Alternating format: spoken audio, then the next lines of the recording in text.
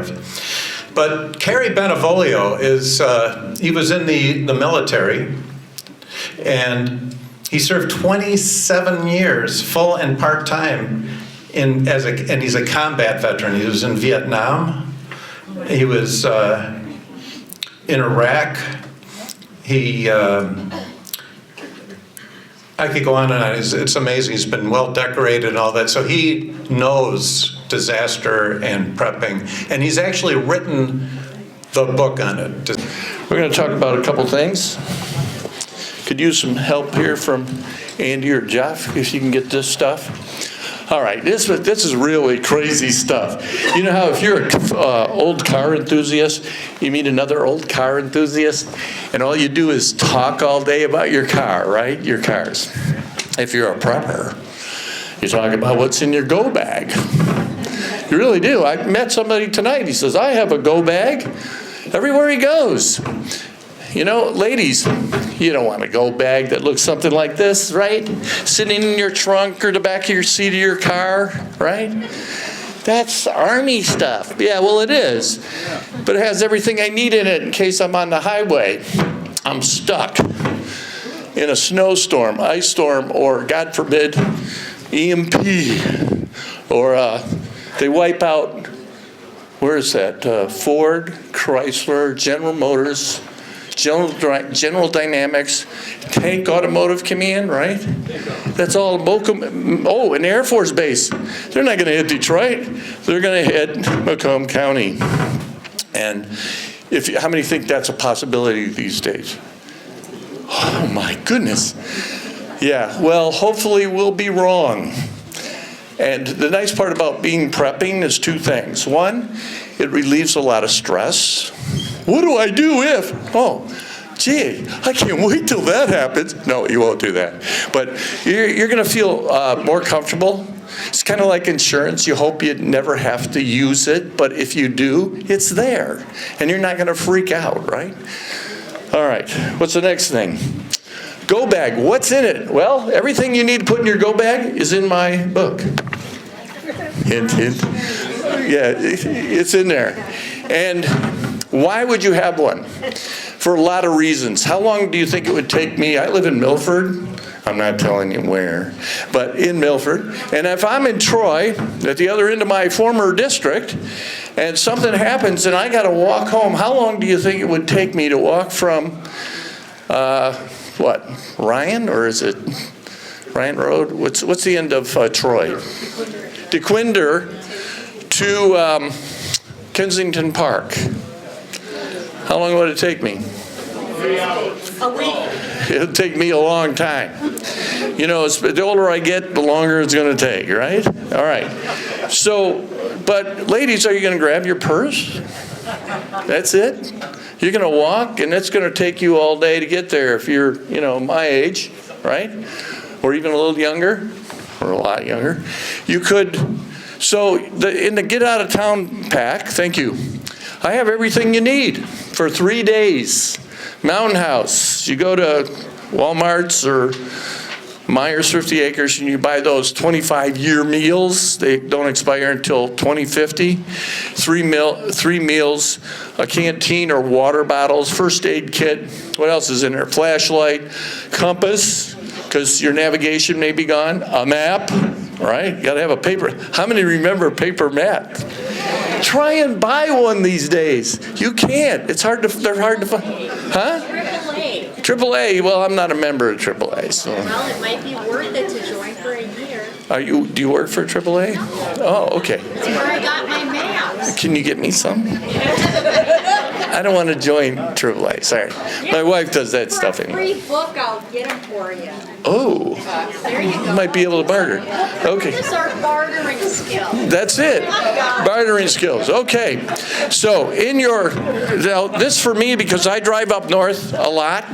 And so I have extra stuff in there like an axe, and I've got a little camp stove. And it's kind of a habit for me because I'd go to Camp Grayling or Fort McCoy or Fort Knox, Fort Sill, Oklahoma during the summer.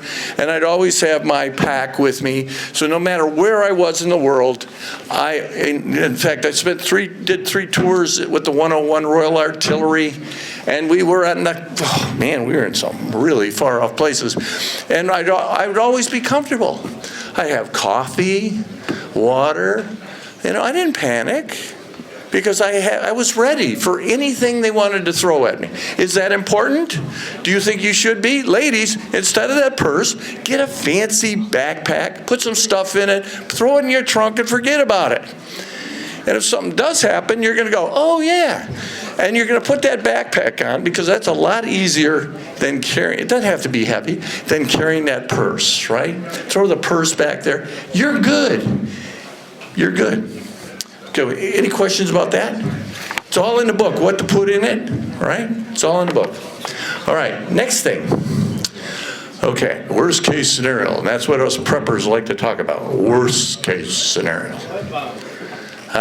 Okay, the internet's down, the power's off. If you live in the city, yes, sewer backs up, no city water, no natural gas. Okay? Worst case scenario. Can that happen? Do you think in today's day and age that could possibly happen? Yeah, it could. All right. What do you do? Well, I don't get, what? Down further? Okay, how's that? Better? Yeah. All right, good. There's an old trick. You're supposed to put it right there. Okay. So what we're going to do is we're going to make water from rainwater or snow.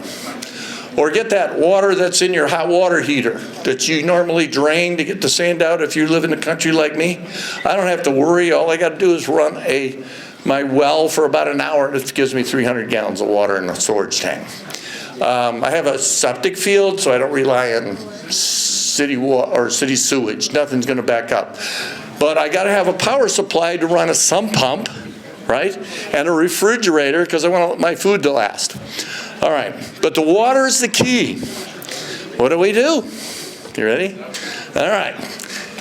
You could go out and spend several $100s. You go to Walmart's and you can buy one of those straw filters. Those are pretty good. They'll do about a bottle of water, right? But if you got 6 people in your family, I can run rainwater through this. I can run, and this is homemade. Everything here was purchased locally, real inexpensively. This is Schedule 40 PVC 4-inch pipe, Home Depot, Lowe's, Menards. Okay? We have a cap. And we drilled a hole in the bottom. It's about 1/4 inch. There's water coming out of it. Yes, there is. How'd that happen? Did I put water? I must have tested it or something. Yeah. So anyway, what I did is I went to the aquarium shop, where they sell dog food and stuff, those shops. And I bought some of this. Now, I actually buy mine in 5-gallon containers in bulk, but just for this purpose, this is for you. This is premium activated charcoal or carbon charcoal that you get at the pet supply place where they sell aquarium stuff, right? What we will do is we'll put a screen down here and maybe some cheesecloth or some clean rags you can buy at Home Depot, Lowe's, or Menards. They use for painting, and you pack that down here. You put some activated charcoal in there, about 1/3, right? And then you fill this with pool sand, that they use for clean pools. You get that at Lowe's. That's the only place I've been able to find it locally, Lowe's. And then above that, you put some of that felt, that fiberglass felt that you also get for fish aquariums. And that goes up to about here. Now, how much water do you think it goes in here from here to there? How much water do you think that is? A liter and a quart. Yeah, it's probably, 24 or 30 ounces, right? Yeah. Okay, and it takes a while. You hang it up, right? You can use rope. I use coat hanger. You hang it on a doorknob. You put your little water container under here. But one thing these things tell you is they will kill or get rid of 98.9% of, what's bad in the water. Yeah, what they don't tell you is that 0.01% can actually kill you. Okay, so you want to do a couple things. This is what I do. We're testing a, copper pipe and copper wire in a spiral, putting it in a 200-gallon container, we're going to shoot electricity through it, and that supposedly kills the bacteria in the water. I don't know. I have a test kit for water because we do this, we test all this stuff. I'm going to test it. I haven't done it yet, but that's what they tell me. So I don't trust the media anymore. I mean, seriously, you should hear the lies they spread about me. He's a crazy reindeer farmer. Okay, what I do is, in that 270-gallon tank, it's an IBC, one of those big white tanks that is, we can put clean water in there. I'll take one-inch tablet of this. It's a chlorinated tablet. You get it at Walmart during pool season. They always put them out there. Little tablets about this big around. You put that in 300 gallons, you will know chlorine's in there. And nothing grows in there. There's no bacteria. It's all dead. It's good stuff. It's like being in a swimming pool that's over chlorinated. But I hate drinking chlorinated water, right? Put it through this. The activated charcoal actually removes that chlorine, and you don't get the taste unless you really overpower it. Like put a 3-inch one in there. That'll kill you. But anyway, that's how you clean the water. The other thing is you can boil it, right? Even if it's dirty water from the lake, from the stream, boil it. 20 minutes. 20 minutes. 20 minutes. If there's any water left, you can pour it in that thing, right?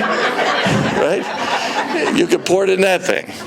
So it works. We've tried it. It works. So an emergency situation, look, true story, in training with the 101 Royal Artillery in their big camp in England, they forgot to bring us water. It was terrible. So I made one of these. But I used the small PVC pipes, the 1.5 or 1 inch, and I made my own filter, and it worked, right? Went to the stream, got some water, put it through there, drank it. I'm still alive, right? And everybody else was falling out because of dehydration. That will kill you. If you don't have clean water, in the book, we tell you the number of diseases that you can get from drinking polluted water. One of the things that killed soldiers, and they get camp fever, is by drinking bad water.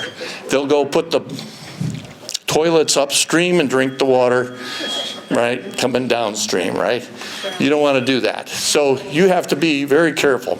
Now, I hope that this small little seminar, and if you're worried about what's going on and do nothing, don't come crying to me when something happens.